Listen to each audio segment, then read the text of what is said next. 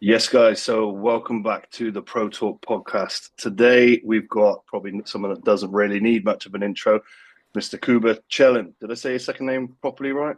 Yeah, you did. Think You did. so. You did well. You did well. Yep. Yeah, we did all right. Obviously, Kuba is an IFBB pro bodybuilder and one of the country's, if not one of the world's best coaches now. His rise to success over the past, 5, 6, 7 years has been pretty admirable to see. Obviously, he's got a huge following on social media now. One of the go-to guys for training and performance and coaching and all that kind of stuff within the industry. So I think it's going to be a really interesting chat, picking your brains, mate. So welcome to the podcast, bro. How you doing, man? I appreciate it, man. I appreciate it. It means a lot. It's a good intro. I mean, Yeah, I don't off the quite top of feel. the head, that. Yeah, I don't quite feel like I'm there yet, but I'll get there one day. Yeah. But I'm on my way. I'm on my way. Right? It's progression. I, Progression. That's what it's all I, about. yeah, I think with your mindset though, you'll probably never feel like you're there. You know what I mean? Yeah, that's what it's all about. I think when you feel like you're there, you probably get to a place where you become a little bit complacent, and Yeah, it's not a place where I want to be. Right?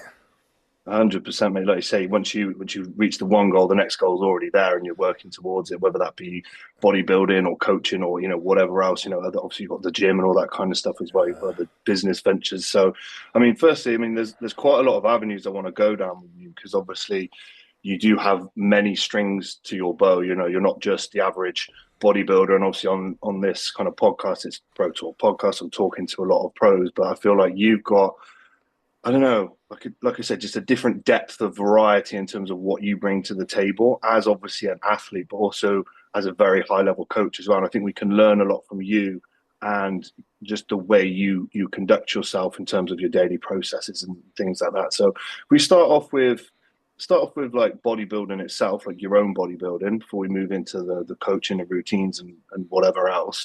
What's where are you at with your journey now then, bro? With a little update. 21 weeks into my off season. For me, bodybuilding's always been the main passion, right? It's what makes me Yeah. happy. It's what fuels everything.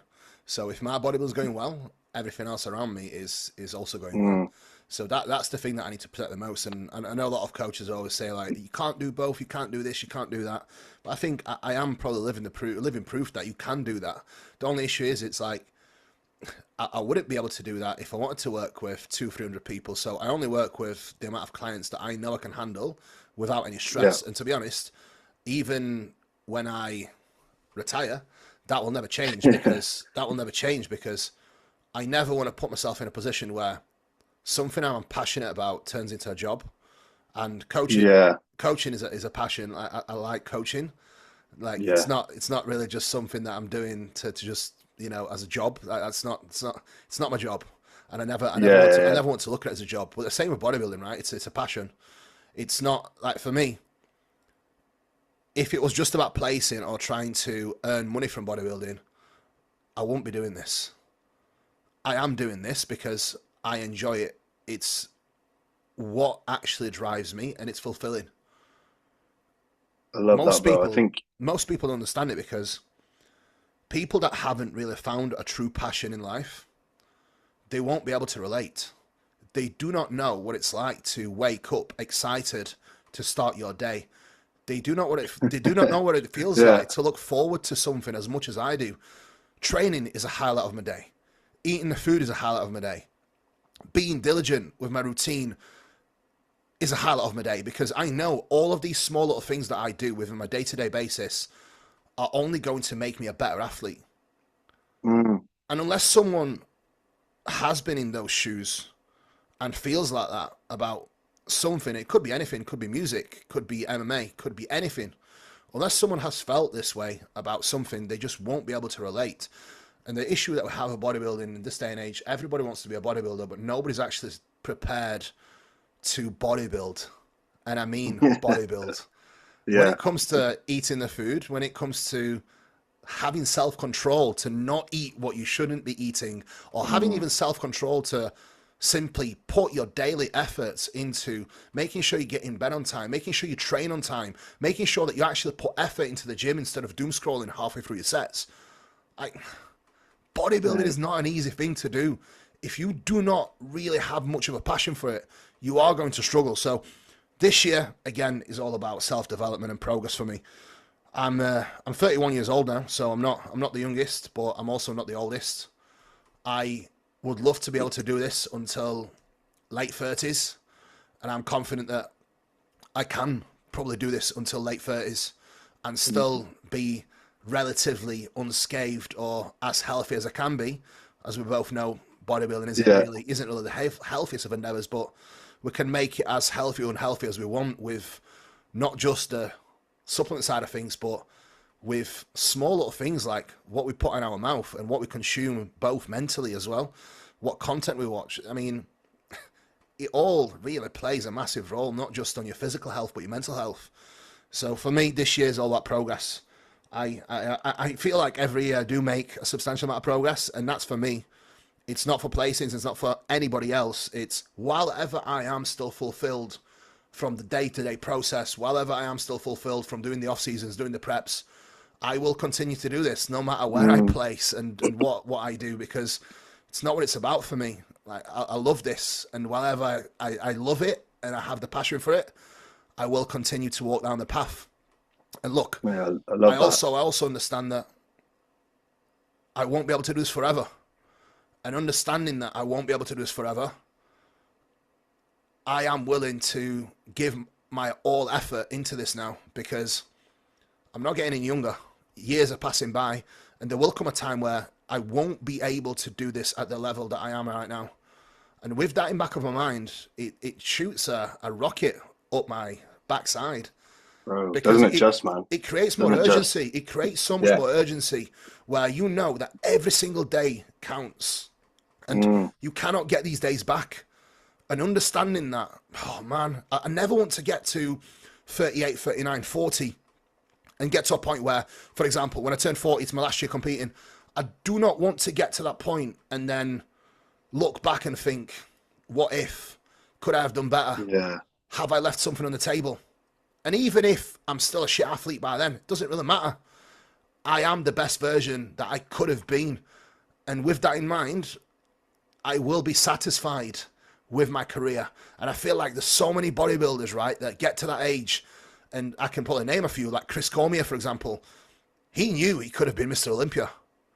And I can guarantee you now, that is living rent-free in his head every single day. He used to like to party, didn't he? Oh man, I never want to get to that place. Listen, you can party when you're old, man. I've done a fair bit of partying when I was younger as well. So you know, I've had a bit of life there. But while if I'm doing this now at this level, I'm all in, and it's going to be intense. It's going to be hard, but man, there's nothing more fulfilling than this right now, and I fucking love it. Mate, you just started off with some fucking fire right there, bro.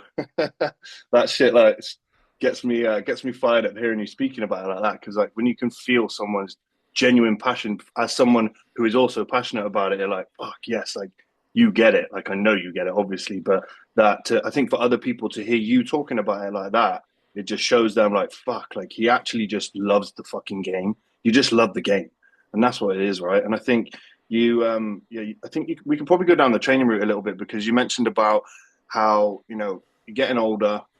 You know, there's a lot of guys like us from our, I guess you could say, era. We're getting a little bit older. We're not, you know, spring chickens anymore, but we're not the oldest, right? We're still moving. We're still getting it done. And I've noticed this a lot in the gym with myself and with other people, you know, similar age, having to be a lot more diligent with things like the way in which we actually train, the things that we actually do at the gym. Because like I remember when I trained with you a few times back in the day, and we used to go fucking retarded, and like we have that ability and drive as competitive athletes to want to push the body to the next level. And like, I guess it'd be good to hear a little bit from you about how your thought process and mindset has maybe changed on that. Because I know you've obviously still got the ability to do that, but I know you probably also don't do that every set, every session, all the time, because you're probably going to end up in the bin at some point. So yeah, it'd be good to hear about your experience with that and development of training. I don't do it because it doesn't yield progress. It's fun. It's fun. Like what I am doing right now is why I truly believe is going to push me forward the most. And it is pushing me forward the most because I was probably taking the same drugs, if not more drugs than I am right now back then. Yeah. And I wasn't making progress. Training was fun. Yes. I was training extremely hard, but you can only do what you can recover from. If we are going into the gym and we are quite literally breaking ourselves on every single set. And we are not just doing one single set, we are doing 15, 16 working sets per session. It's just not possible to recover from that, no matter how much food you eat, no matter how much drugs you take. And it's not a case of pulling back on training, it's the opposite, because having the self-control to stay locked into a set and truly take it there without changing your posture, without adjusting your position, maintaining your composure, it's so much harder. It's easy to get on a machine and start flopping around and changing execution, changing your posture, changing your rep pace just to get more reps. That isn't hard, because guess what? The muscle that you're trying to intend to train at that moment in time isn't getting the tension that it potentially could be, because you are actually moving your body around so much where, for example, let's give an example of leg extension, right? You start off your set really good, hips are down, you're locked in, nothing else is moving. As the reps get harder, as you experience more pain, you then start to let your hips rise, you start to jump up, you start to use a little bit of momentum, start throwing a little bit of body English. And the same applies on almost any other exercise. The second you start to use body English and momentum, the tension shifts away from the muscle. You are making that lift easier. On paper and outside looking in, it looks like you are training harder, but in fact, you are not training harder. You are actually training much easier, because you are just making the lift easier to complete more repetitions. It's quite a hard concept to get your head around, and it was for me initially, and I still find it very hard to teach clients, but it's something that I believe has been a massive game changer in my development, and it's something I believe has allowed me to continue to make progress so late into my career. And a lot of people say training isn't really that important. I've actually heard some like top coaches talk about this. I'm like, really? That is completely ridiculous. Training is by far the most important thing. You could be taking all the drugs, all the food in the world, and guess what? You are not going to progress. And even if you are genetically, even if you are the 1% of the 1%, training like shit may take you to the Olympia. You may even win the Olympia. But guess what? The second you need to step up again and you continue to do the same shit that you have done all these years, it doesn't work anymore. And then what? And then you do not continue to make the progress that you used to. But the biggest issue is when people do not have an open mind, and some of it is ego. I know that because I had it. Yeah, me too, 100%. When you are not receptive to change, and a lot of people are, and I am not receptive to change, it's something I'm working on, I have worked on massively, you are not going to make the necessary changes to progress further. It all works until it doesn't. I've said this numerous times as of recent. I like that. And I like that. Unfortunately for most people, they will get to a certain point, and you see this with some of the elite bodybuilders that are genetically gifted. They will get to a certain point, and then you see them just stand still. That is not the drugs, that's not the food, that's the training. They have not progressed within the training, and they haven't understood that what I have been doing all these years only took me to here. Now, in order for me to step up, I probably need to be a little bit more methodical with my actual approach. And sad part is, these guys never change. Some guys do, and the guys that do, they step up again, and they start winning again.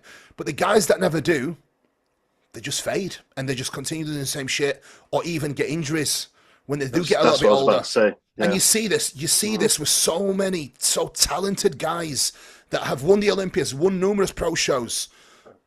And I only wish that I could either get my hands on them, or they would be open to just changing the way a little bit and understanding there's a better way to do things. It is difficult because if you had certain amount of success doing something, why would you change? It's going to be much harder. Sense. It makes sense. And like you said, I think being receptive to change is a big thing you said there. And I think a lot of people, where they've got to a certain point by doing a certain thing, think that certain thing is going to continue to take them to that next level. And like you just said there comes a point in everyone's career when it just doesn't work anymore, and you have to start being diligent with those changes and thought process. And it's something that I've absolutely been through as well. And also then, like you say, getting and picking up niggles and knocks and stuff like that. And you're like, well, if I keep going like this, shit's going to snap at some point. Yeah. And it does for a lot of people. 100%. Obviously, certain injuries can be career-ending, depending on where you want to take your bodybuilding. I know some people just want to do fucking, photo shoot or lower-level competition, but for somebody that wants to be a pro, wants to compete at the pro lengths, like you can't afford those long-term injuries. But even for the guys, even for the guys that just want to be in shape, like, do you just want to train for the next 5 years and not be able to train for the rest of your life, or train as well? Yeah. You want to be functional and you want to train well all of your life. It's really sad to see, man. But look, it's human nature to be closed off and not open to change. We do not like change. But without change, there is no growth. 100%. If you want to progress, if you want to change, if you want to step forward in almost anything you do in life, you have to accept that the degree of change needs to happen. It will all work until it doesn't. When it doesn't, you need to be open to change, to adjust and pivot, to continue to step forward. I love that. I think a lot of people need to hear that, to be fair, bro, because there's probably a lot of people stuck in that same pool of, train to failure every single set, take everything absolutely beyond, failure point and all that kind of shit. And obviously it serves a purpose at a certain point, I think, to teach people how to train hard early days. Do you know what I mean? Obviously you probably got this right. There's clients where you're trying to pull them back, and then there's other clients where you're like, come on, bro, you've got to push it harder here. You're too perfect. Yeah, it's a middle ground. It's definitely a middle ground. It's much easier to teach someone how to pull back than it is to teach them how to train hard. And I see this with clients that I actually get to a place where I manage to pull them back. But the easiest part is when I get them to do it and they see the progress that they actually start to make, it's almost like a light bulb moment for them. Yeah. And it's oh, wow, I've been leaving so much progress on the table. And there's a big difference between training to failure and training past failure. Oh, for sure. That's for sure. I think a big thing go on. The big thing is the second you start to change your execution in a movement, shorten your range of motion, move to make it easier, or just lift in any other way than intended muscle, that's not training to failure. That is just changing the biomechanics of the movement. Yeah. To make it easier. And the thing is, from that perspective, then you are not getting any more stimulus. It's just you are creating unnecessary fatigue that isn't going to benefit you in any way, shape, or form when it comes to building muscle tissue. If you want to just train for fun, go at it. No issue. Have at it, bro. No issue. Have at it, man, and just smash it. And look, it probably is fun, but I have changed my perspective on this. It's like hard shit is fun for me. There is nothing harder than having to stay locked into that set. Yeah. And experiencing the true pain where you want to move, you want to change your execution because it's fucking hard. But then you stay locked in. Yeah. But then you stay locked in and you do not, and you take it there. That is so much harder. And the second I got my head around that, it was like, right, I want to do the hard stuff. And the hard stuff is not getting loose. It's a different type of hard, isn't it? It's a more methodical type of hard. Yeah, I know exactly what you're saying. And it's both physical and mental. It's both physical and mental because if you do not have the focus to do it, it's going to be so hard for you to do. And this is where I think a lot of people in the gym are very often distracted.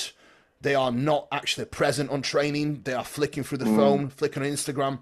If you are not focused, and you are not present, you will not be able to perform to that degree. You will not be able to do these hard sets. And something I have done for the past 3-4 years now, and it's not by choice, it's by necessity, but also out of love for training and protecting my environment in training, is that I never use my phone in the gym apart from to record my sets. I do not go on WhatsApp. I do not touch any Instagram, no social media, no nothing around my training window. And the amount of enjoyment I get from a training is insane since I've started doing that. Because it creates the whole experience so much more special, where my mind isn't pulled away. I am not distracted. I am not trying to get a dopamine hit from something else. It's all about training. I rarely even listen to music now when I train. I have noise cancelling headphones in, no music. Yeah. And man, No music. no noise cancelling yeah, headphones, no music, yeah, and it's almost like a yeah. fucking. It's gonna sound silly, but it's almost like like an experience. It's almost like an experience. It really is. Yeah, no, But, man, I feel that. I feel you. It's. I Do you really know what? do. But the issue is, do you know when you haven't done it and you are so used to all these distractions, music, social media, scrolling, WhatsApp messages whilst you train? Do you know when you first do it, you're almost like you don't know what the fuck to do with yourself. Yeah. I know exactly what you mean. I actually do the same, and I've done the same now for about 2-3 years. The only thing we do different is I do listen to music, just because I like the choice of my own tunes. So, but I'll put a podcast on. So I put not a podcast. Sorry, I will tell I do listen to music, but it's not always. Like, right. If I need it, I'll listen to it. But it's the issue I found is like, if I listen to certain music, I will get so amped up. Yeah, it's almost like I will take it there, but again, it's almost like you've got to tick a box, right? It's like when you're ticking boxes, right, on a piece of paper. Yeah. I don't just tick the box, which is just a quality set. I put the pen through the fucking paper and stab it straight through. So it's like if I get some music, it's actually Jordan Peters that gave me that analogy. I'm not going to steal it, Jordan. Is it? Oh, okay. I love you, Jordan. So love that. If I do get the music right, and it gets me so amped up, sometimes I can even hurt myself because I will drive things too far.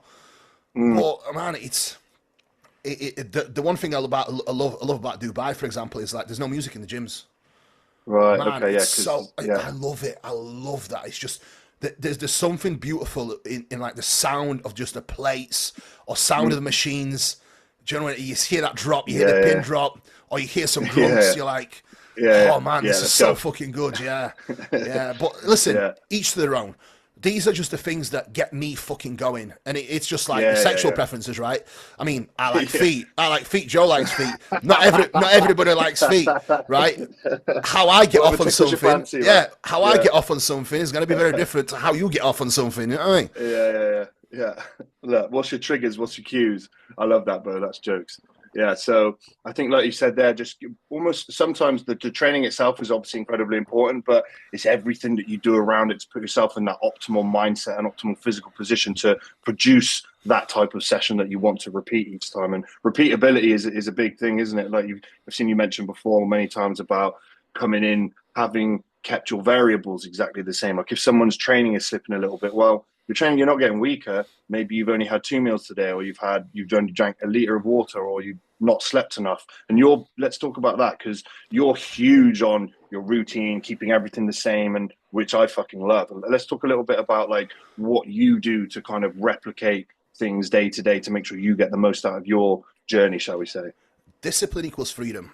A lot of people are in the impression that having a strict, rigid schedule will take time away from them somehow or limit them in any way. It's actually the opposite. When you have a strict schedule with your work times, sleep times, wake times, and everything structured on a day-to-day basis, it is so much easier for you to manage your time and have more time to do other things, have downtime. When your day is filled with chaos, and you are trying to do all of these things at random times, random meal times, random training times, random work times, you have no structure, you have no purpose, you have no vision, you have no drive, but you also don't have the same focus. Your body works off a natural rhythm, right? You need to get your body in a habit of waking up at the same time every day, or roughly the same time every day, going to bed at the same time every day. This is the foundation. This will improve your both physical and mental performance. Once that is nailed down, then you can build out your entire daily routine. And listen, if you have a full-time job, this is even more important that you keep your schedule rigid and you keep the same training times, the same meal timing, where and when possible, depending on your job. But even if you are working for yourself, man, it's so important, and there's no excuses for it. You have to protect your time, but most importantly, if you care about your job, if you care about how effective you are at any work that you do, you need work blocks, you need strict schedule, and you need strict times, even for when you use social media and when you don't use it. I'll give you an example, right? Every day I wake up no later than 5 a.m., but I go to bed at 7:45, so I get my 9 hours sleep or 9 hours in bed every single day. That is non-negotiable. And this isn't just for bodybuilding.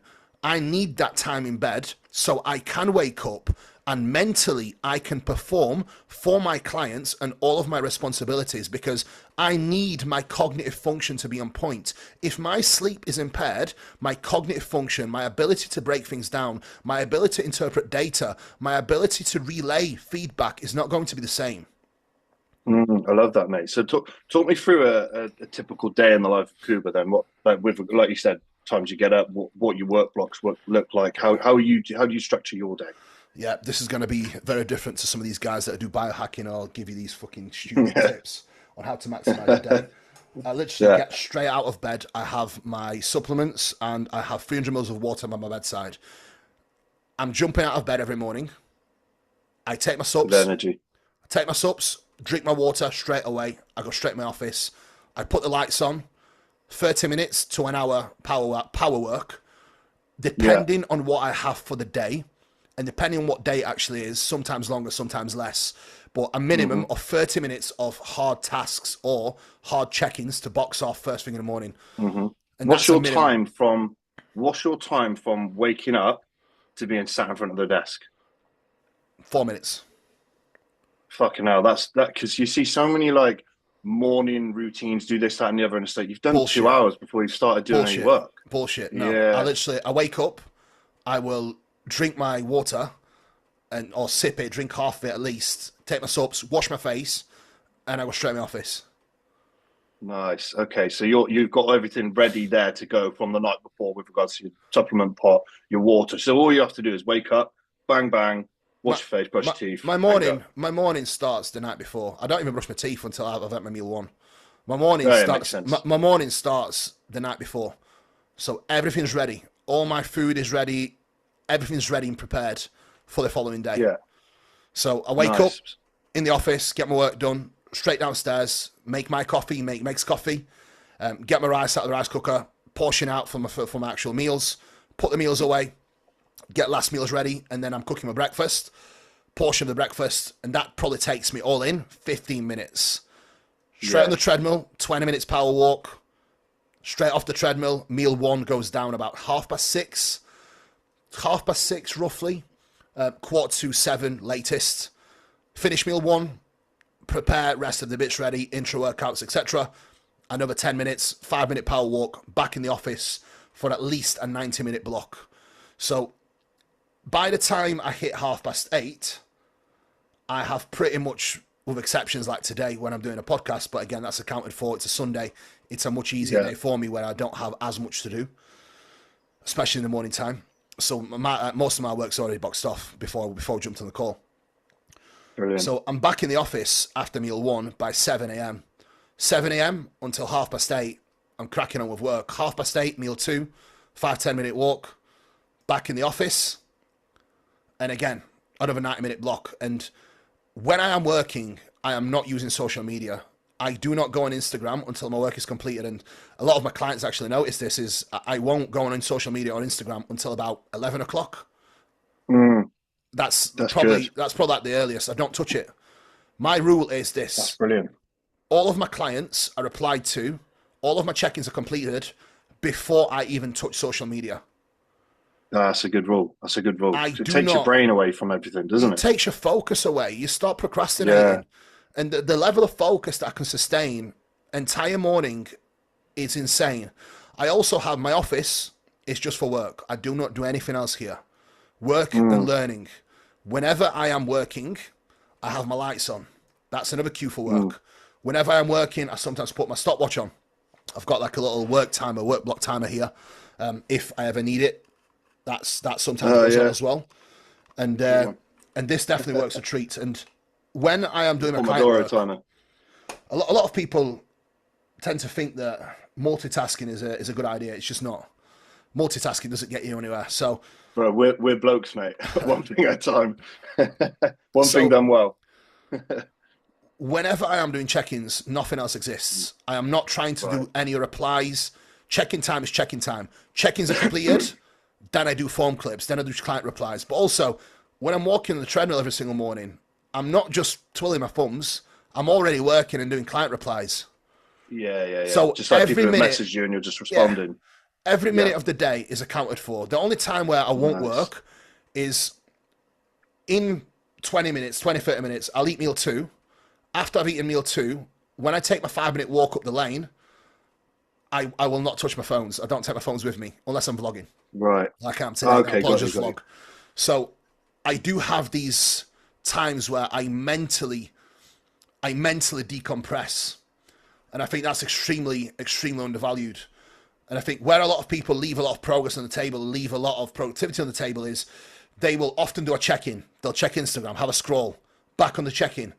And the amount of time they would waste, they would probably do double the amount of work if they just locked into that task. However, Yeah. because in this day and age, everyone is so used to scrolling, everyone's so used to all of these different social media platforms, Twitter, Instagram, YouTube, shorts, people's attention span isn't great. So Yeah, it's fucked. most people are not able to focus on doing something for longer than a minute. Whereas I have been so strict with myself to not get sucked into this, where because I don't go on Instagram and social media until 11 o'clock, my ability to focus and sustain focus is insane. With no caffeine, no nootropics, I am on it. That's going to ask you about. I was going to ask you about that. Would you use anything? But you've just answered it already, because your routine is so locked in, so that your body circadian rhythm, everything's lined up, and you're just on point. Get out of bed, let's go.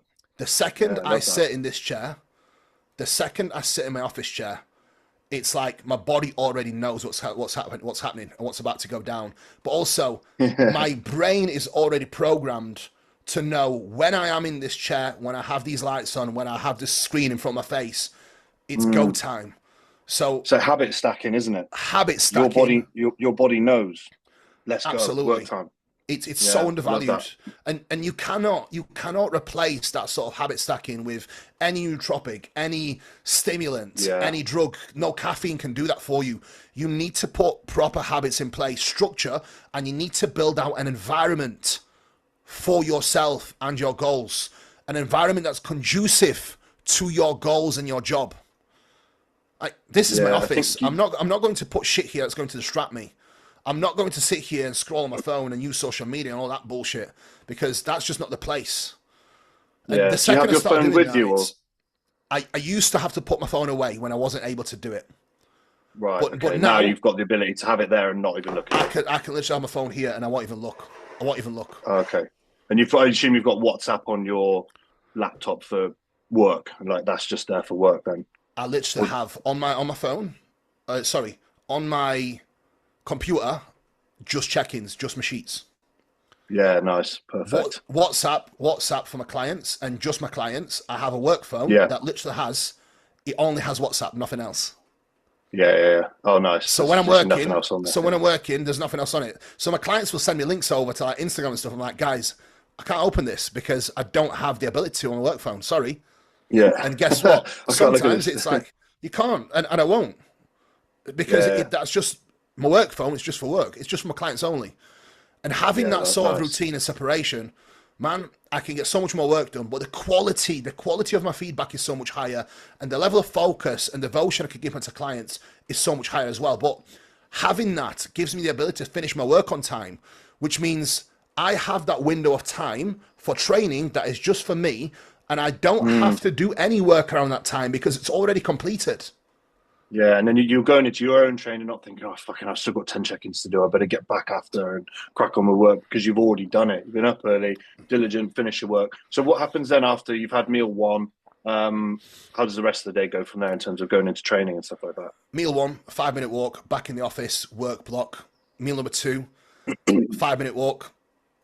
Make my coffee. I actually don't have coffee before training. I have my coffee after meal two. Then I take a little walk. Sometimes if I get the time and I'm ahead for my day, I might even go and have like a 30-minute lay down. If I try and have a nap, I have a nap. If not, I will just lay there and just try and chill, mentally compress, get back in the office, finish any replies, any form clips, anything that tends to need attention, or any new client setups, anything as such that requires work, or then content planning, or any lectures that I've got to catch up on and learn from. And then pretty much by 10:30, my goal is to always have bulk of my work completed by latest 11 o'clock. And that is when I generally eat my pre-workout meal. Pre-workout meal, I will often get my post-workout and everything else ready for the gym. Then once I've eaten my pre-workout, all that's ready.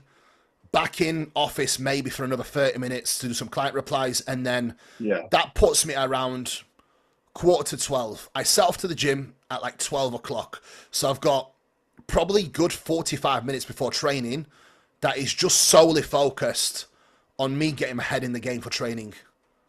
Nice. Like that drive in there, getting your time listen, to set up for the gym. If I was slack with my day-to-day routine, I would not be able to do that, because then I see this so often, guys in the gym that are coaches, they're doing like client replies whilst they're training. I'm like, and you know what? I used to do this and used to think to myself, when you are training, you do not have the ability to assess anything fully. And the only 100%. exception I'll have when I'm training to go on my phone and work from is if I have a client compete. But if I have a client compete, I know when they will be messaging me. And I will check the time. I will go over to my work phone that is behind the counter in the gym. I will sit down. I will review the messages properly. Not in the gym, not on the gym floor. Not mid-set. Not mid-set. I will review it properly away from the training environment. I will give them a proper answer. And then I will go back in the gym. Yeah, so that's it's good. like, You got to take yourself out. Yeah, like a lot of people take pride in like almost saying, yeah, I'm always there for my clients, take the phone out mid-gym. But it's like, sorry, you might be there for your clients, but the quality of that is shit. The quality of that is shit. You should have been there for your clients before training and arguably after training. So Yeah. And like you said, you're probably very communicative with your clients. They know what your routine is, so they're probably going to leave you alone at that point. And if you're a competitive client, you would have. I know when I'm going to check in with Kuba at this point and probably get a response whenever within that window. Yeah, it's not that the clients may know my routine. It's just that they are never left without replies at an appropriate time. So they don't even need to know my routine, because they know if I don't answer, let's say 12 o'clock, they will receive an answer by 3:30 latest when I'm on the way home from the gym, or when I'm in the car after I finish eating. What I normally do is we'll eat in the car after I finish training. And then again, I'm not replying whilst I'm eating. That's just dumb. Again, you don't have the attention to do that. Sometimes Meg will drive home. Sometimes I will drive home, depending on who has most work to do. But generally, we'll eat post-workout meal. We'll sit in the car for 15 minutes. Any urgent replies we'll do then we'll drive home. And then nice. we get home, another hour's worth of work, and then we're pretty much boxed off by then. And nice. The thing is, when you differentiate the time between just trying to multitask or actually doing work, and I mean doing intense work with no interruptions, the amount of work that you'll be able to do is just insane. It's insane. Like the hour that we can do when we get home, uninterrupted, not trying to watch YouTube, not trying to watch TV, just working, is huge. And you've already had your post-workout, so you don't have to think about getting home, cooking, then sitting down, and that's another hour. All the food is ready for the day. We don't cook meal by meal. All our food, like right now, my food is literally ready downstairs just to put in the pan. Put it in the pan, ready to eat, job done, eaten, back to work. No, just heat it up. That's it. Heat it lightweight. Yeah. Lightweight. Okay, nice. I love that. I mean, I think this is just a really good example of how to be diligent. But obviously, you haven't been like that forever. You started off here and you built that over time. Built that over time, and obviously, I can see now how crazy diligent you are with your timings. Like you do the same thing at the same time every day, and that's why you're a high-level coach and a high-level bodybuilder, because you've been able to allow yourself to do both of those things at the same time to a good level. And it's good to see, man. It really is. So when I wasn't like this, it was simply down to one, not being busy enough, but two, my goals were not as significant as they are right now. I wasn't at the level I am right now. And the more you value your goals, the higher your goals are in business or in bodybuilding, more effort you are going to have to put in. And the same applies with training, right? like I said earlier, it works until it doesn't. Yeah. You Same will with your get to a routine. point. Yeah. Same with your routine, same with your job. Like, you will get to a point where if you want to be better at something, you need to put more in. You don't need to take more.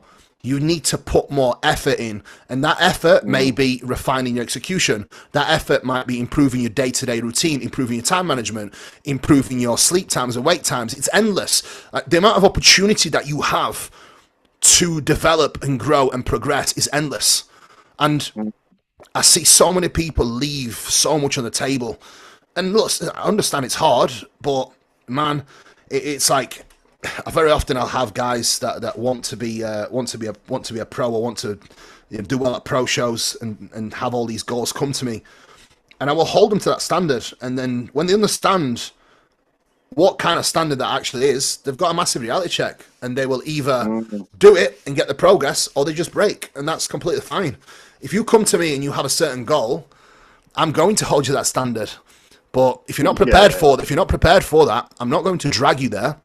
And you've probably found this yourself with coaching, where you end up wanting it more for them than they want it for themselves. And ultimately, the only way I am able to operate like I am right now is because I fucking want it. If you don't want it, I can hear that. If you don't want it, you won't do it because it's too hard. It's too hard to do. Isn't that the truth? Like, do you know what I mean? The shit that we've, I guess, achieved to get to this point, it's not easy. It's a constant repetition and being consistent for years. Yeah. And that's the thing that most people don't see, especially earlier in the career. Like, it is years and years. And then to climb higher, you have to get even better at what you're doing. So yeah, mate, it's really good to hear your viewpoint on that. I think it's funny because, you know, we mentioned about how training's changed, and I guess, well, actually, before I go on to that bit, because I know you've got to eat your meal soon, in like 10 minutes or so. No, right, we can have a little break, and then we can jump back on. All right, cool. So with what was I going to say? Oh yeah, education-wise, what do you do now with regards to? Because you mentioned about learning, and you've mentioned education once or twice. Do you run courses, or do you follow courses, or do you follow certain people, or what's your basis for kind of taking your education out? I've pretty much done all of the courses that I could probably do that I was doing. Yeah. So, in terms of courses, if something pops up that I know is going to bring value, I will probably do it. But at the moment, I consult on a monthly basis with various different people that I know are going to bring value to me, and I can either ask questions about my own process or client process. And on a monthly basis, I probably spend close to $1,000 a month on learning. Love that. And trying to educate myself. If not is that more. Just with one-to-one calls with certain people in the industry? Yeah. Nice. Yeah. And that's brilliant. Yeah. And the thing is, I care and I want to be better. So if I want to be better, I will often to reach out to people that I know can bring value within my process. And because I have been in the game for quite some time as well, I'm very fortunate to be able to reach out to many, many people. Coach Kasim is often in my inboxes telling me about training, or even making me videos on how to execute movements. Like when I first had the pull down come through from Jordan actually bought me the pull down, the prime pull down. Amazing. And again, credit to Kasim, he actually did me a video, a full breakdown tutorial on how to execute the lifts on it, how to set up the exercises on it, which is insane. So I constantly learn from people like this, and if I do something wrong as well, like Kasim has actually messaged me before and said to me, like, look, this isn't right. And I was like, do you know what? Thank you. And that's something for me to learn from. Yeah. And listen, if I had a massive ego, I'd probably sit there and argue with him. But the fact of the matter is, like, if someone is such an expert on a specific field, you just need to shut up and listen sometimes. So yeah, mate, 100%. It's endless, man. It really is. And I have been fortunate to train with a lot of amazing guys in person as well. But because I have so many people I can reach out to in the industry that are experts in their given fields, it's constant learning and constant progress. But also, I truly believe that you can learn from every single person that you work with. Every client is an opportunity for you to learn and progress and refine your skill. Your own process, especially as a bodybuilder, and this is something a lot of coaches miss out on. The reason why I'm able to get so much success with a lot of clients is because I understand how things feel. And some of the things that I can notice in people, I know how it feels in myself. So sometimes they don't even have to give me feedback. I will know what's going on because I have gone through it. Yeah. Give me And an example of what you mean by that. oh man, so for example, I'll give you a small little thing with one of my clients, Joe Gann, trains incredibly hard, and his progression, his progression's been insane. But I know he was leaving progress on the table, and it's like he was doing the same thing as I was doing. It was just sending it to the moon, and I was like, Joe, let's break things down. Let's break things down, and let's be smart about this. One, your volume needs to come down. I know it's so hard for you to do less, but I've been there and done it. I know how it feels. And listen, you've got all this research now. We've got all these guys saying that there's no upper limit of volume. Well, there is. If you train hard and you're a big guy, there is, because your volume isn't just sets. Your volume is your proximity to failure, your load, execution, tempo, intensity. It's all of these things that I can't into it. So I was like, right, need to pull down your volume, and we need to be more cautious with your proximity to failure, because the reason why your knees are hurting is because of this. And I know this because I've been there myself. Now, if you haven't done this, if you haven't weighed 270 pounds, if you haven't done the off season, haven't done the training sessions, and you do not continue to do them, you probably don't notice these things and you don't pick them up. Very true. So you're living from experience on the front line. Yes, and you cannot beat that. You cannot beat that because even in prep, right, there will be some calls with examples with clients, right, where actually this weekend it happened. I had a client just not progress, no body weight's not moving on paper. So on paper, like, but it's still feeling decent. I was like, okay, Cam, okay, take today off, do 7,000 steps, no cardio, lower your clen. Same again tomorrow. 3 pounds drop in both days, feels fresh as a daisy, looks fuller. Most coaches that cannot read between the lines and haven't experienced how that feels would probably push them harder. Yeah, just about because his weight stalled for 10 days. He isn't really on paper. He's not showing any signs of fatigue creeping in. Resting heart rate isn't elevated, but a lot of it was just down to just mental stress and just needing to decompress and take that extra day off. And this is why I think a lot of people end up dieting on like poverty calories, because they're not able to manage fatigue correctly because they don't have that understanding. And look, that's fine. That's fine. But this is why it's so valuable for anyone who is a bodybuilding coach or competitive coach to go through the process themselves, so they've got understanding. I think that's huge. 100%. I think those kind of examples are the biggest fucking learning curve that you can have when it comes to bodybuilding, I think, because you see things that happen that you're like, that probably shouldn't happen, but it does because of the circumstances. You've got to be wary of the circumstances that are going on. I think a big one for me was when I first did my very first NPC IFBB show. I think it was back in 2017 or 18. And I had this like Czechoslovakian guy coaching me. Excuse me. I was run into the fucking ground, bro, and I was barely making the weight. Anyway, it got to a point where it was actually when I left and started with Jordan. Jordan was coaching me. Yeah. And he basically pulled me, like you said, pulled me back off everything, increased my food by like 50%. And I dropped 2-3 pounds. I was like, what the fuck? And I felt great. And that was like learning again on the gym floor, so to speak, in real life about those experiences. And it's almost like not until you go through it that you will have the confidence to then do that with a coaching client. Absolutely. And that's the big thing there, isn't it? Experience leading into real life application. It takes time, takes practice, 100%.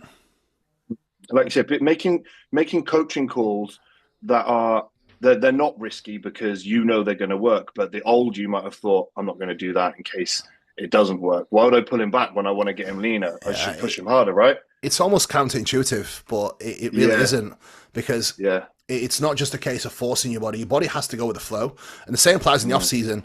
The more you try to force your body in any direction, whether you're trying to gain muscle or whether you're trying to lose weight, the less progress you'll make. Mate, that's so true. That's so true.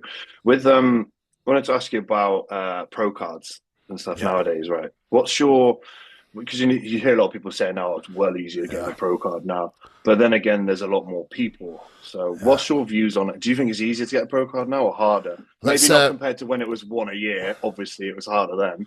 Let's take a 15-minute break, and then I'll jump back on and we can finish off.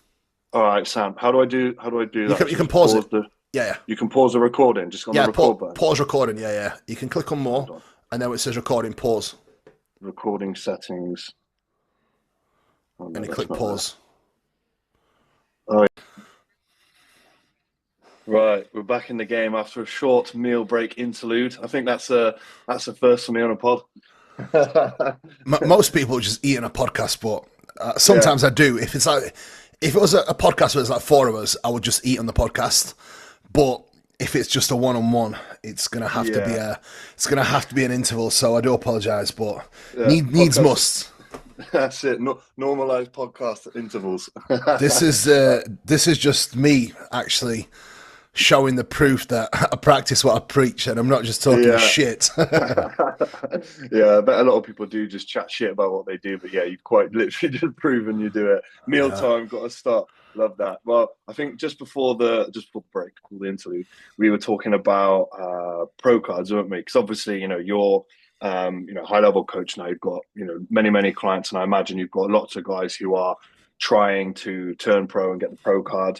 What's your views on where I guess the status of British bodybuilding is now and the abilities or difficulties there are to get pro cards nowadays?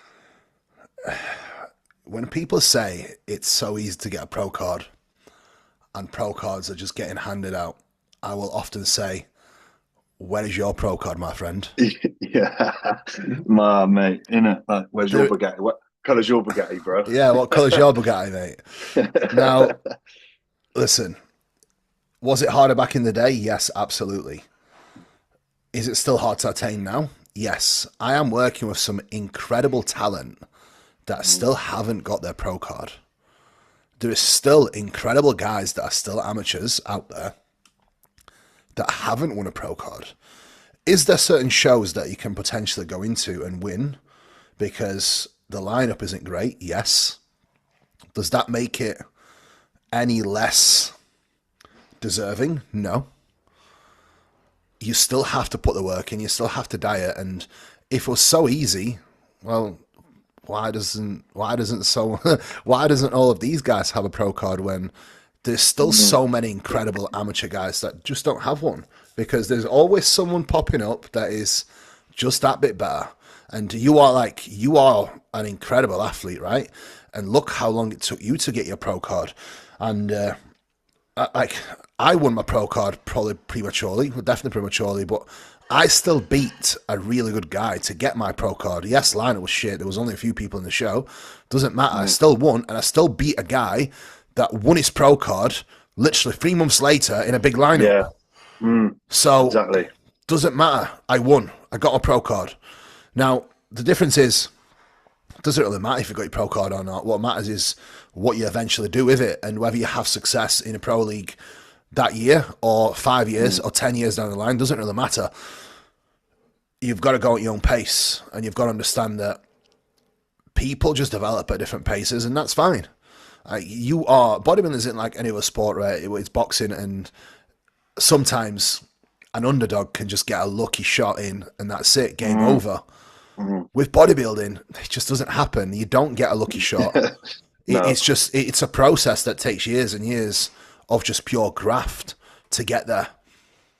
So, man, it's just so many people just always have something negative to say, and this is why I really don't like going to bodybuilding events because there's a divide. There's some amazing people that attend, but there's also a lot of people that like to gossip. There's a lot of people that like to backstab, and it's like, Yeah, true. these are also often the same people that are extremely nice to my face, but then they are talking badly about someone else to me. Whereas I know for a fact they are the same people that talk badly about me to others and make shit up. So it's like, man, it's just, and it's, you know what? It's so different. Like in America, it's not like that. In Dubai, it's not like that. So why is it in UK? It's almost like Small town syndrome, bro. Everyone wants to be the best or look like they're doing the best, even though they're probably not behind closed doors. And on stage, let's be fair. It's crazy, man. It's crazy. But look, Yeah. I think that's just the industry that we're in. I just don't like to. I don't like to. If I've got a problem with someone, right, I will just say it to them. That's Yeah. it. I'm not Just have going to beat have a around the bush. conversation. Yeah, Yeah, true. but the problem is I just don't put myself in that situations anymore.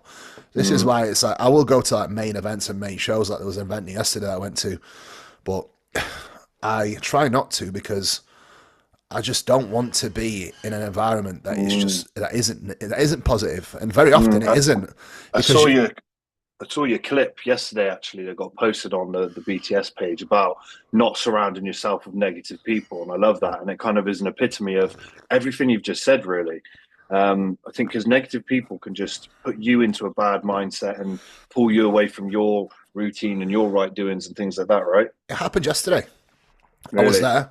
It happened yesterday. I was like, Meg, I've got to go home now. Like I can't be here anymore because It's pissed me off. no, it's not. No, it's not that. There was like half of it, I was surrounded by some amazing people that, had some amazing conversations. And even people that I've never met before that was like, I thought you wasn't really approachable, but now I've met you, it's like, wow. And I'm Yeah, like, yeah, yeah. I may come across a certain way. I may come across intense in some of the content, but I promise you it's very different. Like, the reason why I do a lot of the content is I don't get no monetary value from it. I don't get no money from it. It's more so it Yeah. does help people. And the reason why I do it is because like almost every day now, I get DMs from people saying, "Look, thank you, like you've helped me so much and all this." And it's like when I read stuff like this, I'm like, "Wow, Yeah. this is insane. Like this hits deep." So Yeah. it kind of pushes me forward. But it's like the second and a half people around me that are just not positive, that are talking about certain people a certain way. I was like, I need to go. I need to remove myself from the situation. Mm. So food for thought, guys. It's like protect your space, protect your headspace, protect your environment, be around people that are positive, and it has a big knock-on effect on me. It really does because it puts me in a negative mindset, a negative mood, and then Yeah. if I'm in that mood, I'm not going to be the nicest person to be around. I'm not going to Mm. be as nice to Meg. I'm not. I'm not going to. I'm probably not going to sleep as well. I'm not. Yeah. It's just not. It has like such a knock-on effect on me. It really does. So I tend to. I wouldn't say isolate myself, but I am very selective with who I communicate with and Mhm. who I surround myself with. Is that Because something you've picked up more as you've got a little bit older and more yeah, skin in the game? Because when you were younger, and you probably see it now, everyone's going to all the shows, all the seminars, everything, and like you take a lot from it, of course. But like you say, you come away sometimes thinking, "Fucking hell, that guy, he was a bit of an arsehole, wasn't he?" yeah, Or whatever else, And I guess is that something that you've taken or built into, I guess, your psyche now as you've matured? it's just years of one maturing, but years of also attending these events and going to the shows. I mean, Mm, I have been to countless shows now, yeah. and it's amazing. But even back in the day, it was very different. Where you would go to shows back in the day, and the support that people would have for others would be insane, and Mm, it would be such a positive experience attending shows back in the day. You would come away uplifted, you would come away motivated, you would come away smiling. Whereas now you go and it's like this coach is talking about this athlete's talking about this coach. It's like, fuck me, so what? Like, just move yeah, on yeah, and yeah. crack on. Just focus on you. Yeah, you Like, see it a lot, don't you? Like I'm quite I'm definitely like an optimist. I'm very much like heart musky, positive, optimist. So that's what whenever we I want. see stuff, yeah, and whenever I see stuff like that, I kind of just like, all right, when you're in a conversation, I'll just like turn the other way and just go and start talking to someone else. Yeah, but it just I I wouldn't say I've got a fragile mind. I haven't, no. But I do get affected very easily by certain things. Mm, mm. So I've got to be really wary and protective of my own headspace. Yeah, and I think in this game, it is a game a lot largely of solitude because we are very much doing our own thing and our own, no one else can do this shit for us. It's not like we're playing rugby or Yeah. football or whatever, and you got 14 other blokes who can help you out with it. If you are in a bad mindset, you're not going to perform at your best level, bodybuilding, coaching, relationship, whatever else. And it's like it's probably the king of solitude, Mr. Jordan Peters. You know what I mean? Take a leaf out of his book. When Well, he sees, it's not just that, but Jordan only communicates to very few people. But it's like I know the headspace that Jordan also needs at the moment. So mm, if I have an issue, I used to come to Jordan straight away. yeah, But I also know Jordan needs complete, clear headspace at the moment. mm, So if I have an issue or something's happened, like, do you know, yesterday I would have messaged Jordan straight away and I'd be like, mate, this, blah, yeah, blah, yeah, blah. It's not been a great day. yeah, Right now, I do not do that because I know that Jordan really needs every ounce of positive and protected headspace that he can Mm, get. So again, I'm wary of that and I value what he needs as a friend. yeah, So I'm also selective with how I communicate with him now yeah, that's good. because of what he needs at this moment in time, and vice versa. You know, it Mutual works both respect. ways. Yeah, it works both Mutual ways. respect, because you've both been there and done it and understand not just how you feel, but more than likely, pretty much the headspace of the other person as well. Yeah, yeah, 100%. Yeah, no, that's amazing, man. I think when we're talking about like the top boys, the guys at the top, we're talking about guys who are trying to get pro cards, and there's obviously levels to the game, right? What do you think are some of the big things that separate the guys who are at the very top, aside from obviously Ho ho time? ho. Do you know what I mean? What are some of the things that you would say that separate the guys who are there and the guys who just aren't? They're not quite there yet. The mindset, most importantly, because the mindset again, that is what builds the foundation of what they are willing to do in terms of the efforts that are required to take them there. Mm, The guys that are up there, the guys that are the best in the game. Nick Walker lives in a fucking box, doesn't mm, travel. He will often, basically, I know for a fact, probably leave sponsors because he is not prepared to waver from the path that he's on. mm, And that's very much the same as me. Like, I'm on a warpath for my own progress. love that. I will not allow anything to get in the way. And that's it. That is what separates the guys that somewhat make it and the guys that really do make it. The guys that Would the guys that never really get there, they often look for excuses, blame this coach, blame this situation, blame this thing that happens in their life. Very often, anything that pops up in their life isn't self-inflicted, no, but they are putting themselves in situations for these things to happen. Whether it's mm, travel or being too social, doing all these things, yeah, you get out what you put in, my friend. that's If so true. you are going to be competing against guys that are arguably better than you from a genetic standpoint, understand that for you to beat them, you are not only going to have to outwork them, but you are also going to have to be prepared to maintain a mindset and live in a box that they are not even willing to imagine being in. Yeah, that's fucking. It's so true, man, isn't it? Because and I've been there in the past, and I'm sure you have as well in the past, where I've been a yes man to things, and I would go and do things that maybe I shouldn't have gone to do at the time. No And more. you're right, because like those travel days, yeah, you still get all your meals, and yeah, you may get a session in, It's but not the same, man. you've trained late, or you know what I mean. It's not the same, is it? You've been Digestion's not quite on point. you've been more active. You may have not had as much Yeah, water.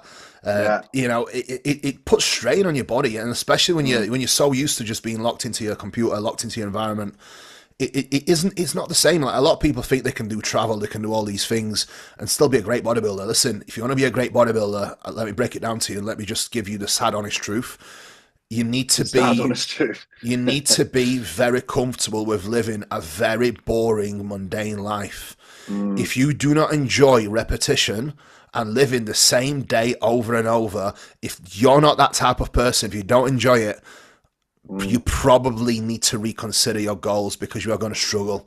Unless you are Mike Summerfield, you have all the muscle that you need. You don't really need to grow anymore. You can afford to do all the travel in the world because guess what? mm. Mike isn't in a position now where he necessarily needs to make a significant improvement. And the fact of the matter is, Mike doesn't have the body weight to make improvements anymore. So 100%. Yeah, yeah. For Mike now, it's cruise mode. He's Mm. fine. He's just refinement. Unless Completing the you're, games. yeah. But listen, none of us have completed the game. Yeah, Therefore, no, of you course. want to be good, you lock in. And listen, let me speak about the guys that are the best in the world to do it. Hadi, do you see him Mm. travel? Never, never leaves the country. Big Ramy, did you see him travel? Fucking hell. Absolutely not. Nick Walker. Do you see him travel? There's a correlation there, right? Yeah, the guys that listen, and there's exceptions to this rule, right? The guys that are really genetically, they can probably afford with a little bit more travel, but even then, when it's crunch time, it's crunch time. These guys don't mess. These guys don't have massive binges. These guys don't have late nights. It's repetition. It's the same. Do you think all the traveling for Samson affect him going into Olympia 25? Yeah, absolutely, 100%. All the travel, I think, starting prep late, not giving himself enough time to come down, supersets, etc. Like, all of these things will definitely have an impact. It's crazy. There's nothing I would love to see more than Samson succeed, and I think he can. If Samson can really bring it, which I know he can, he can dominate. He can dominate, but again, like we spoke about earlier, it all works until it doesn't. I think he is going to have to refine his approach a little bit in order to get there, because everything that he's done has worked up until now.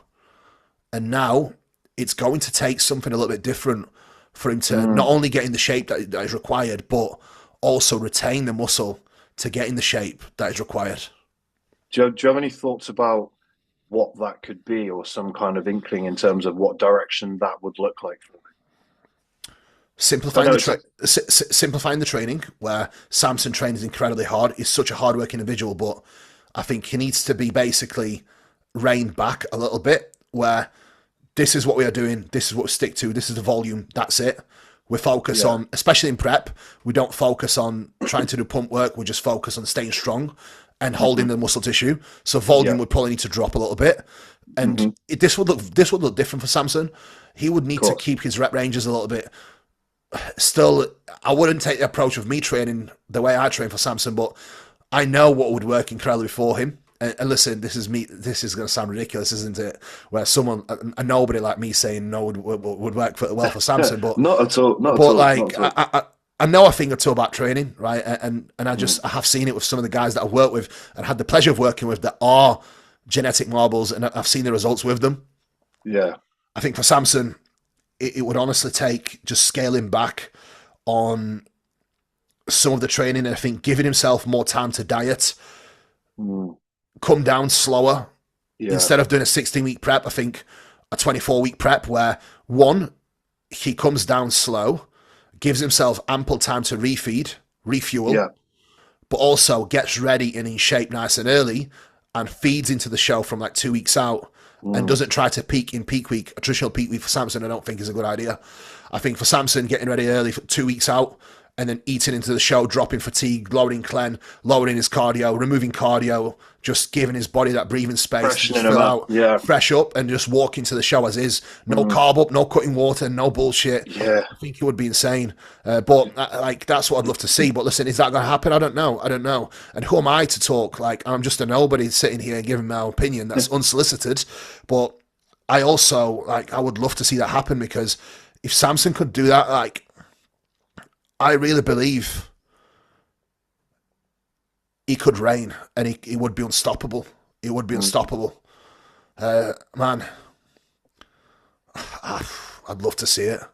I would too, man. I was gutted for him. Obviously, as soon as you saw them walk out, you kind of knew, didn't you, on 2025, seeing them all come together, it was hard to watch. But also, I think sometimes a loss like that can change you. And hopefully it will anyway, at least in terms of, because he doesn't need to, I mean, obviously he needs to put the muscle back on, etc. But he's, 357 pounds now or something? Yeah. I saw, which is outrageous. I don't know if you saw him yesterday. I'm assuming he's I did see him yesterday. Do you know what? He's just a perfect ambassador for bodybuilding, because it really is, isn't it? He's very introvert, and I will be honest, I didn't understand Samson to begin with, because he was never the person that goes out of the way to talk to people and be like we are, right? Well, you know. And I couldn't work it out, but having to get to know him a little bit more and actually speaking to him, he's just a really humble, quiet guy. Yeah, he is, isn't he? Just a And, natural and introvert. all the success hasn't changed him at all. Mm, So if there was anyone, it's like Ronnie. Like if there was anyone that deserves it and has earned it, it's definitely him. yeah, man. I'd I'd love love to. to see I'd it. love to just like do a camp with him or something like in Dubai and Kuwait, or just Oh, mate, lock how good away. would that be? I'd love it. I'd love it. Do you know Yeah, what? Like yeah. lock away. We train. We have people load plates on and off. We just train, and that's it. Nothing else. No distractions. He would be unstoppable. That'd be fucking amazing, wouldn't it? That'd be fucking amazing. It's interesting though. Again, just talking about what we spoke about with regards to the difference between the people at the top and the people who are not at the top, and obviously Samson being where he is now. And I know we're talking about Samson. We could be talking about anyone who's at the top, but it's like that mindset thing and that locking in. You know, obviously he's built his own gym and everything now, so he's got that ability to have that solitude. And because you know, when he was saying Yeah, before training in George, do you not think that's a positive? it isn't. It isn't. It's a positive if you can really scale back on your own Mm, and do the necessary and not overdo it. I think Samson is so incredibly hardworking. I think Samson would benefit from someone being there alongside of his wife. His wife does an amazing job, by the way. mm, Just to basically say, right, this is what we're doing for today's session. You are not lifting a finger. You are just doing the work. That's it. Let's get yeah, yeah, after it. yeah. Like Jordan has Andreas do all his plates for him. Comes every Yeah, session I on and have. off. I have Meg and my staff do that as well. Yeah, It's mate, it's incredible. love it. And I bet. Yeah. thing is, because Mark always did it, and Meg always did it. In the past 5 years, I've never touched a plate to load it Fucking on and hell, off. bro. So I'm pretty Love that. spoiled. I'm pretty spoiled with that. Yeah, that But is. listen, training time is one of the most important times of my day. So I am willing to pay my staff extra to be able to do that, or have the luxury of having Meg to help me. But Mm, Samson would definitely benefit from something like that immensely. And mm. look, there's nothing I would love to see more than just him getting a massive amount of success. 100%. I love that. I think obviously talking about the Olympia and stuff like that. Do you see it changing much this year from what we've been seeing the past few years? I think it's going to change hands every year. Mm. We It don't have thing a is, lead what figure. what people forget, had he lost by a point in every Olympia since the one that he won, he lost literally I by know. one point. And he's right on the fucking. That It's that's crazy, how isn't it? close it is. And Yeah. and the thing is, it's not like it's the same person winning either. It's Yeah. all Yeah. different people. So this year it could be Andrew's turn, I was just about to say, or do you think Andrew can win? if Samson brings it, Samson's Mm. regaining it. Mm. It just It's all gonna depends. be good. It's gonna be good. Man, I would love to go, but it's around the time where I'm going to be in prep and a few weeks out if I'm going to compete this Yeah. year. So I'm probably not, But What I shows? am going to have Meg there because obviously Ria's competing. So Meg's going to be with Ria for the last final couple of weeks before show. Nice. That's amazing. What shows are you thinking of doing this year? Yeah, 2026. If What year? if I am going to compete, and again I'm going to diet, I'm going to get in shape, and if I'm good enough, I'll compete. If not, I'll probably just rebound and go into the off season, Hmm. and then compete early next year. Hmm. But if I'm going to compete, it'll be October, November. Okay. Cool. Cool. Yeah, it's a nice time to compete, really, isn't it? Yeah, I think. Do you know what? This will be my first year not competing. without not competing since 2014 when I started. Are you going to stop prep towards the end of the year, or are you just going to take all year We'll, off? we'll see where it takes because obviously running the fertility Yeah, stuff yeah, now. I got to wait until job's done yeah, before I can start really making concrete plans. You know, everyone yeah. keeps asking me, "Oh, when you prepping?" Like, I can't really make plans for a prep because I need to plan the off season correctly and all Yeah, that of kind of course, yeah. stuff. Are you You working know, with like Patrick still? not at the moment, just having a pause on things, but probably will be again when we get Yeah, going again. nice. You know, because I wanted to have a little bit of a break from uh, check-ins and all that kind of stuff post show and whatnot, and I feel really good mentally now. You know, and the mentality's in a really good spot. I'm enjoying it again. There was a period of time where nothing stopped, everything kept going, but I wasn't enjoying it as much Yeah, because I didn't have the drugs in, basically. And as sad as that sounds, it fuels. You know, when everything's together, the food, the training, the drugs, everything. You've got that synergy of progression, so to yeah, speak, and everything just obviously slowed down. You know, we can't run everything at the same level. You know, it is what it is. But again, it's for a greater goal. for the time period until job's done, like I said, and then I can get cracking. Because that experience in Pittsburgh, mate, was absolutely the best thing I've ever fucking done in my life. I It was can imagine. insane. It was just so good, man. Like I I just can obviously imagine. went out there just for experience, man. Obviously to get top 10, I was not expecting that. So Yeah. I was gasped with that. But I remember being backstage, looking at Martin, Crizzo, Derek, Nick, Bonac. Well, obviously Ballinger, Bonac. So I stood right by Bonac when we were Yeah. queuing up, and I'm just like, shit. You know what I mean? When you're This stood is right this up is front, real. this is real, man. I remember at one Yeah. point being stood behind Derek before he went out for his thing, and I was like looking at his back, just like, firstly, his skin texture was just Perfect. phenomenal. Yeah. I'd never seen anything like it. Yeah. Better than a girl's skin. Do you know what I mean? I was like, wow. And then obviously just the shape and structure. One thing I did notice though, they're all quite short, or Yeah. maybe I'm quite tall. I Bit of think that's both. probably what it is. Bit of both. Yeah, I'm just under 6'1", and obviously they're probably mainly what 5'7", 5'8", something like Yeah. that. But obviously, just it shows you, doesn't it? That apart from Crizzo's a fucking tank. I remember He's a tanning with him, beast. oh my god, this dude, man, like Yeah. 285 pounds, absolutely peeled out of his brain. It's crazy. But yeah, it just shows you that it showed me indeed. Not that I didn't know, but when you see it with your own eyes, that many people, levels to this game, I was like, fuck, that's cool. I wasn't like upset or like, oh, God, I'm not going to win. I obviously never thought that in the first place. So I was just like, I was almost like a kid in a candy shop. Do you know what I mean? Inspired. Inspired. That's how it should be. Massively, massively, mate, massively. And this takes a good mindset to have because some people would feel defeated. Some people would feel uninspired because they would be like, oh my God, look at all these guys, and self comparison sets in, and then, all these negative thoughts come in. But again, perspective is the key. You can change your outlook and you can use other people's success as inspiration, which is something that I very often do. If people are Mm, doing better than me, good, amazing, I'm happy for yeah. them. But most importantly, I'm inspired by them. It's so true. I think we're quite similar in that in our mindsets because, again, it's about that negativity. People start to go into that comparison mindset, and at the end of the day, that's not going to take you anywhere. Like, what have they done to get there? Learn from that. What are the mental, changes and shifts that they've done to get there? What can I learn from that? It's what's their journey been like? I'm inspired, and that's why I'm always listening to podcasts of other bodybuilders, watching YouTubes, and seeing what Yeah, people do to be like, that's fucking good. I'll pick up on that. yeah, You know what I mean? And just take those little things. And like even this podcast of you today, I've taken loads from that, bro.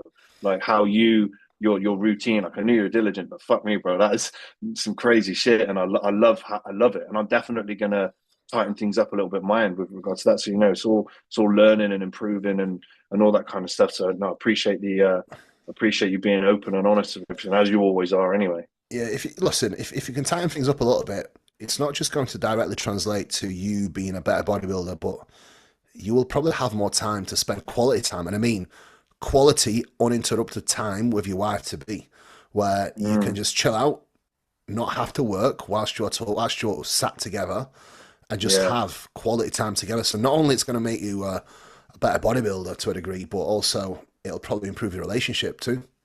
Yeah, very It's a true. Very true. win-win, I think right? It's a win-win, yeah, 100%. I think a lot mate. of people can pick up on that. When we go to places, I know on a rest day, sometimes we'll go at a hole and we'll just sit and have a tea or whatever, Mm. in like a public place, right? And Yeah, we're yeah, gonna yeah. sit have a drink, and then we very often people watch because when we're together, we always have like an hour away from his phones. Yeah, So, nice. mate, I cannot see a single couple that isn't facing each other and just having a conversation. Apart Yeah, from, and so I will give true. them credit, the older people that are like, you can tell that in the 50s, 60s, Yeah, they do. yeah, yeah. They do. Yeah, yeah. But anyone that's like 40 or below, they're all On the just on the phones. they're all just on the phone. I'm like, Yeah, you are sat together having dinner or having a drink or whatever, and you're not even having a conversation. Like, yeah. I Yeah, just that's find that bad, I isn't find it? that crazy, man. Yeah, We definitely make a thing of that. If we're out to dinner or whatever, no phones, yeah. no phones. Because we same as you, like people watch Enjoy it, the they look moment. around and be like, Be like, see them over there? They haven't spoke for 10 minutes. Yeah. Fucking hell. Just scrolling. But, What are you texting each other? I know, mate. It's so true, isn't it? I think. Do you know what? Before we wrap up, there's one more like other avenue I wanted to kind of pick your brains on a little bit.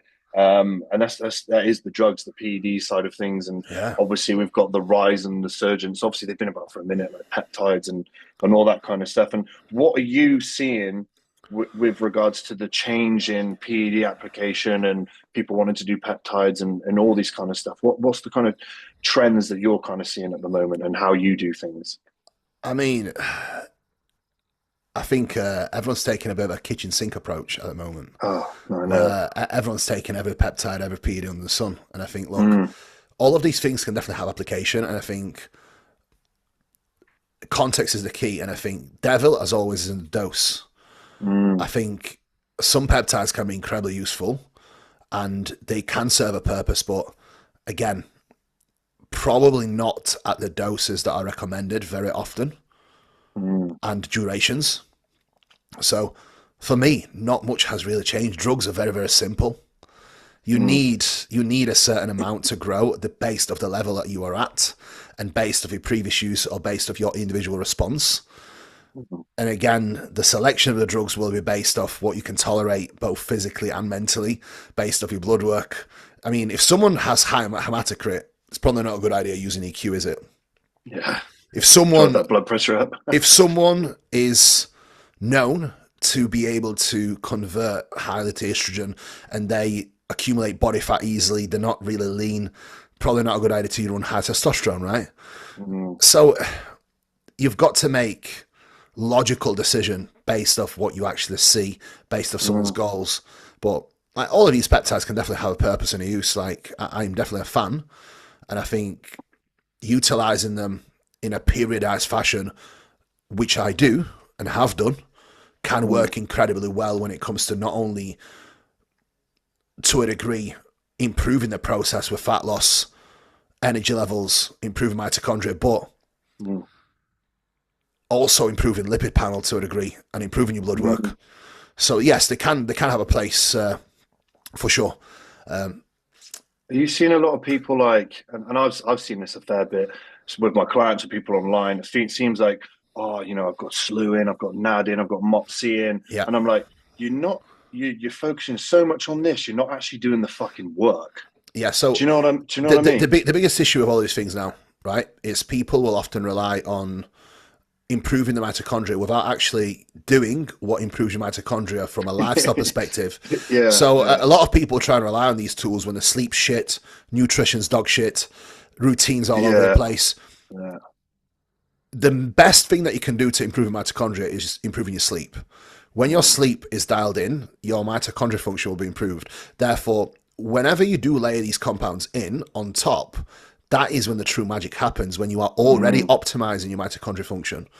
But the issue that we'll have at the moment is a lot of people rely on these things thinking they will get these magic results, and if they take enough of them, they probably will, which is a topic for another conversation. And understanding we don't really have any long-term data on these things either, so we don't really know. We don't really know what's going to happen in 10 years' time. But anyway, if you are using these things to simply make up for lack of effort in doing the basics and actually having diet adherence, but also lifestyle adherence, training hard and working hard in first place, it's not really, it's not going to make up for your lack of efforts in all of these areas of life. So I think fix your approach first before you rely on these things. These are simply tools that are more so icing on the cake, but you need to actually make a well-structured cake first before you put the icing on it. Icing doesn't come before the cake. Okay, now get the baker's hat out. Come on. I love that. That's a good one, that. I think, mate, you see it so many times, people trying to, and we saw it back in the day, people trying to drug their way through preps.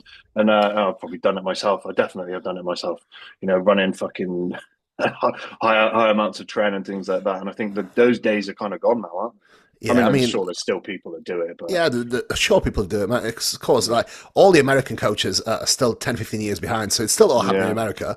But we both know trying to drug our way there isn't going to get the results, because it will not make up for a well-structured program, or even periodizing your program, or managing fatigue, or having nutrition training all dialed in, like all of these things will actually lead to greater outcomes and results than any compound, any drug you can take. And most importantly, a healthier body will always respond better as well. If you are trashing yourself with these copious amounts of drugs and peptides, your body probably won't respond. However, on the other hand, if you have everything dialed in, and for example, you do take a low dose of SLU, it probably will have a tremendous impact on your abilities, or on your ability to actually sustain fat loss in prep.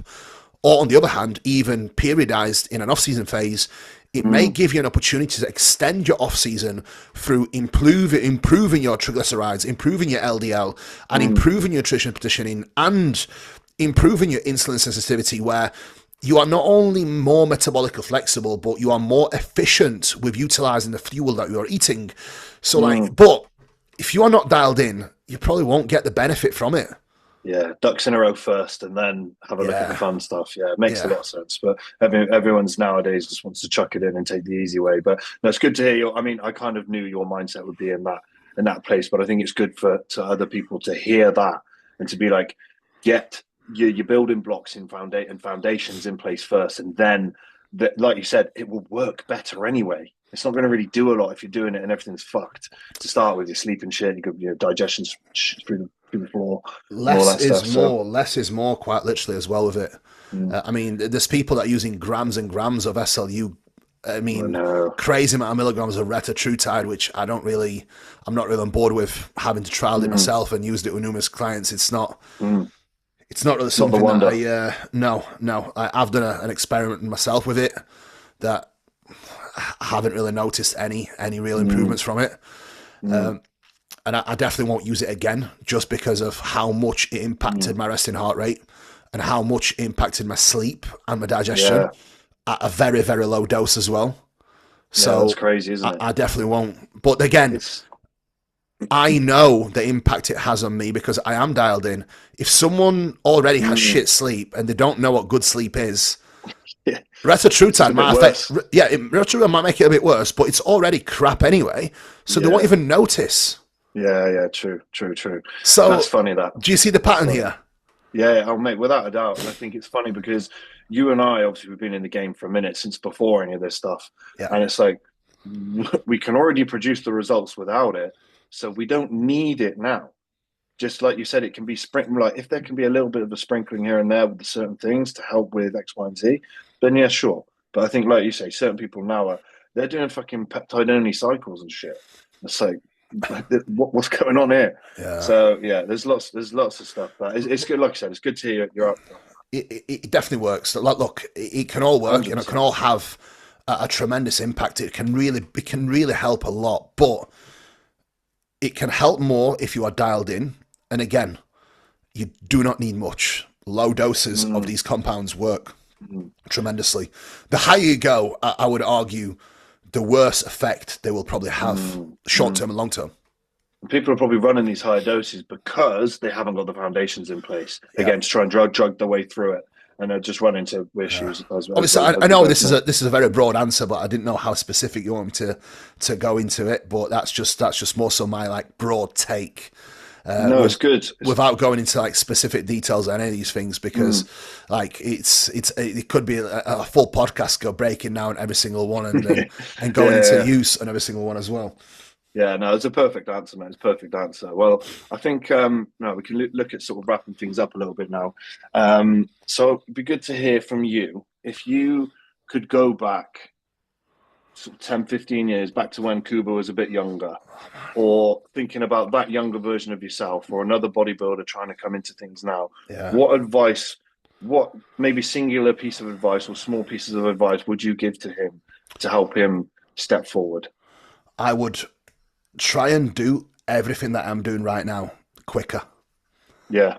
So putting more emphasis into my training, my daily routine, making sure that I am dialed in with all of the variables that matter. Because back in the day when I was 17, 18, my routine was terrible. I wasn't going to bed till 2 a.m., 3 a.m., working doors, training through the day, PTing during the day as well. I still made progress, but I left so much progress on the table, just not having my routine mindset and day-to-day life dialed in. I Mate. I essentially lived like almost like a party boy or party boy routine without the Yeah. alcohol, obviously without the alcohol because I never really drank. But my routine wasn't great. You know, recovery wasn't the best. Training, I was just going in hell for leather every single day, and I would make myself sick because I would train that hard without backing off. So Love that. the amount of progress that I think I left on the table in the early days was huge. I would definitely scale that back, and even understanding I probably didn't need as much supplements back then as I did would have Mm, probably gotten me a lot further ahead as well. So there's so much that I could have probably done. I would have basically attempted to live my life closer to how I live right now, and I would have made a lot more progress both in business and life and in mm. general. And I would have probably been a lot happier as well. As a byproduct, had better relationships, and not made a lot of the mistakes that I have done. But again, look, we can always say that, but having the lessons that I've had through the mistakes that I've made has also allowed me to be the person I am today. Yeah, I So, love that. blessing the skies. I guess that's why I said advice for the younger you or someone else, because obviously we can't live in hindsight. It is what it is. But Of again, course, those are lessons from you and your life, and I think that's a nice way to round things off, bro. I just wanted to say a big thank you for coming on, mate. I really enjoyed the chat. It's good to catch up with a friend who I haven't spoke to in a while, and yeah, mate, it's been brilliant having you on, mate. So thank you very much. been a pleasure, man. Been a pleasure. Thank you. Pleasure, mate. All right, speak soon, bro. Take care.